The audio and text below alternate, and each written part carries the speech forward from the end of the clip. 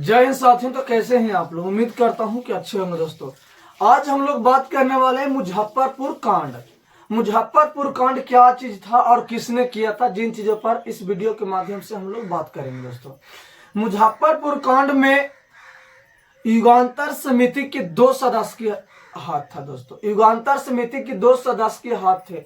युगांतर समिति क्या चीज था? युगांतर समिति की स्थापना वीरेंद्र कुमार घोष ने किया था 1907 ईस्वी में, और ये एक क्रांतिकारी आंदोलन के लिए संगठन था।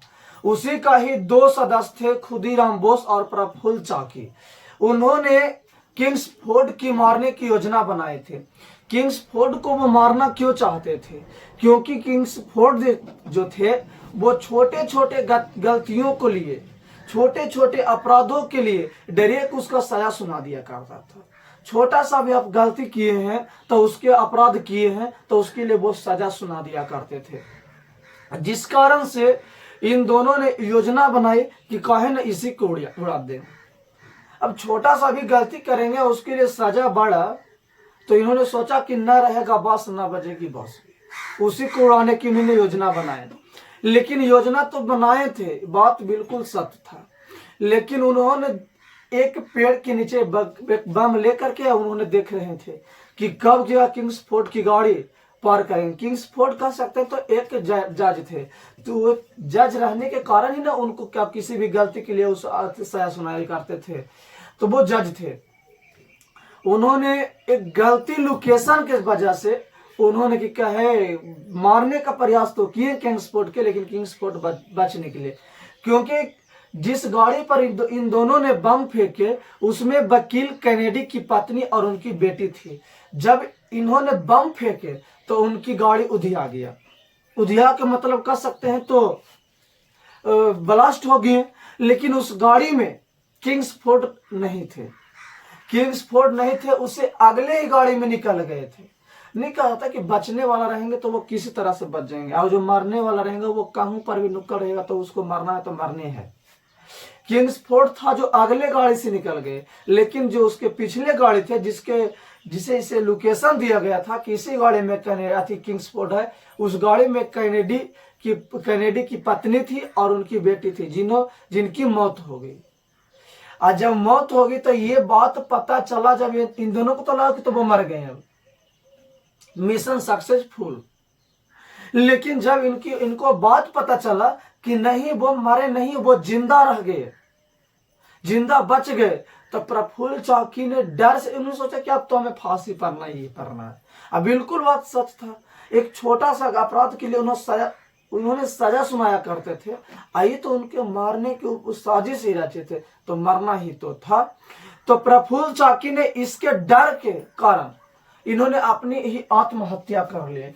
किंग्सफोर्ड ने खुद आत्महत्या कर लिए, लेकिन खुदीराम बोस जो थे, खुदीराम बोस वहां से भाग करके समस्तीपुर चले गए। खुदीराम बोस भाग करके समस्तीपुर चले गए, लेकिन समस्तीपुर गए तो लेकिन वहां पर वो पकड़ा गए। उन्हें वहां पर फतेह सिंह और शिव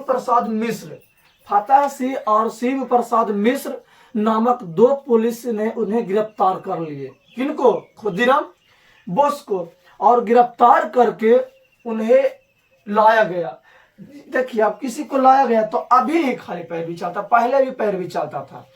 तो खुदीराम बोस की पैरवी को लेकर कालिदास बोस ने किया था, यानी हम कह सकते हैं कि खुदीराम बोस को फांसी या सजा ना हो इसके लिए पैरवी किन्होंने किया था? तो कालिदास बोस ने किया था। किनके पैरवी? खुदीराम बोस की। कालिदास बोस ने इनकी पैरवी किया, लेकिन कर्णडफ नामक जज ने खुदीराम बोस को फांसी की सजा सुना दी है। कर्णडफ नामक जज ने खुदीराम बोस को फांसी की सजा सुना दी है, और अगस्त 1908 ईस्वी में इन्हें फांसी दे दिया गया। किनको? खुदीराम बोस को फांसी दे देगी। और कह सकते हैं कि फांसी पड़ने के दौरान ये इस क्रांतिकारी आंदोलन का सबसे कम उम्र में फांसी पड़ने वाले बन गए। जब इन्हें कि क्या फांसी खुदीराम बोस को दिया जा रहा था तो वो एक हाथ में गीता को लिए हुए यानी शहीद हुए थे। क्या लिए हुए अपने हाथ में वो शहीद हुए और क्या है अपने फांसी को स्वीकार किए।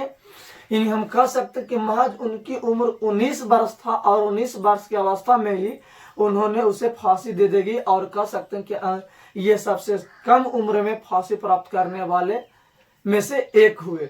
इनकी जो जन्म हुआ था किनके, खुदीराम बोस की, तो इनका जन्म 1889 ईस्वी में बंगाल के मिदनपुर में हुआ था।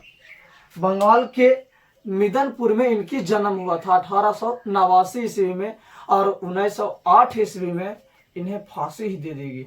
यानी जोड़ के जोड़ देखते हैं तो वो महज 19 साल ही होती है इनकी उम्र को। तो दोस्तों ये था मुजफ्फरपुर कांड, जिसे ही आजकल के हम लोग पढ़ते हैं मुजफ्फरपुर कांड के नाम से भी इसे जानते हैं। दोस्तों कैसा लगा वीडियो कमेंट बॉक्स में जरूर बताइएगा। फिर मिलते हैं अगले वीडियो में। जय हिंद साथ।